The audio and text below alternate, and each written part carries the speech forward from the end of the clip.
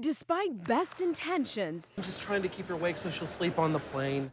Nobody likes a crying baby on a flight. It's very stressful. it's a predicament every parent dreads. A crying baby on a plane, unable to control the sobs. New mom Rebecca Garvison found herself in just such a situation this past Thursday. Until a stranger in the skies changed everything. She truly was an angel. In a Facebook post that has now been shared 100,000 times, Garvison tells the story of how she was taking a flight from Chicago to Atlanta to surprise her husband, an active duty Army firefighter stationed in Alabama, with their baby, who remained calm until boarding. I sat down, Riley started throwing a fit. She wouldn't take the bottle. So this is when we started taxiing, and she was already getting fussy.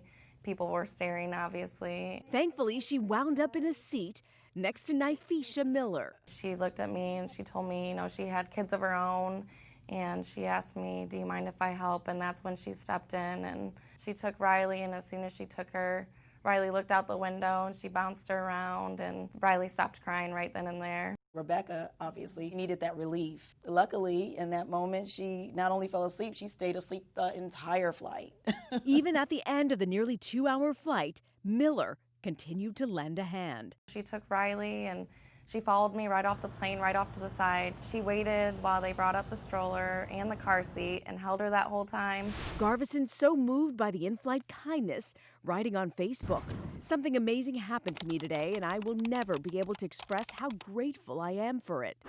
This supportive comments flooding in ever since. Miller, with 4 kids of her own, says she was just helping out a fellow mom. Honestly, I just felt like I was doing what anybody could have or should have done in that moment.